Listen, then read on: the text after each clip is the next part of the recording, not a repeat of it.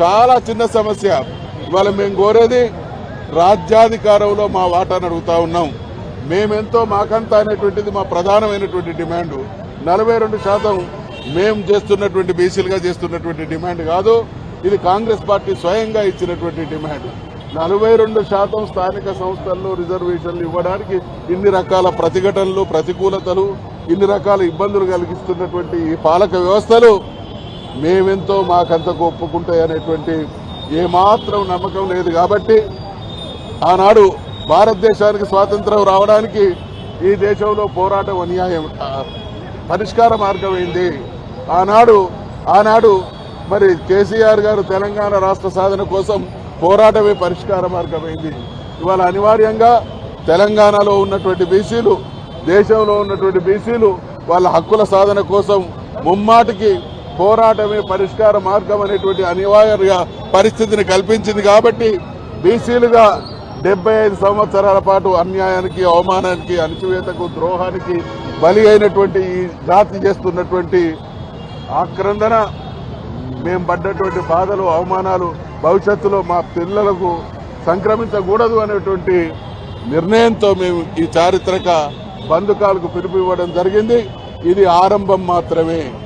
ఈ దేశంలో బీసీలకు జరిగినటువంటి ద్రోహం నంబర్ 1 రాజ్యాంగపరమైనటువంటి రిజర్వేషన్లు ఇవ్వబడాల్సినటువంటి ఈ జాతికి రాజ్యాంగపరమైనటువంటి రిజర్వేషన్లు ఇవ్వబడలేదు. ఈ దేశంలో మేము ఇందాక హనుమకొండ బస్టాండ్ ముందట ధర్నా చేసేటువంటి కార్యక్రమంలో అక్కడ ఉండేటువంటి ఆర్టీసీ సిబ్బందిని అడిగిన, మీ దగ్గర బస్సులు ఎన్ని బస్సులు ఉన్నాయంటే చెప్పిళ్ళు, డ్రైవర్లు ఎందరున్నారంటే చెప్పిళ్ళు, క్లీనర్లు ఎందరున్నారంటే చెప్పిళ్ళు, కండక్టర్లు ఎందరున్నారంటే చెప్పిళ్ళు, రోజు ఎంత వస్తుందంటే చెప్పిళ్ళు. కానీ ఈ దేశ పాలక వ్యవస్థ 78 సంవత్సరాల్లో దేశంలో ఉన్నటువంటి బీసీలు ఎవరు, ఎక్కడ, ఎందరు ఉన్నారు అంటే చెప్పేటువంటి స్థితిలో లేరు. రాజ్యాంగపరమైనటువంటి రిజర్వేషన్లు ఇచ్చి బీసీలను రాజ్యాధికారంలో భాగస్వాములను చేయడంలో ఘోరమైనటువంటి దుర్మార్గానికి పాల్పడ్డాయి పాలక పార్టీలు. అదేవిధంగా కులగణన చేయడంలో ఇప్పటి వరకు మీనమేషాలు లెక్కిస్తూ ఉన్నాయి. అదేవిధంగా బీసీ మంత్రిత్వ శాఖ ఏర్పాటు చేయడంలో ఘోరమైనటువంటి నిర్లక్ష్యం.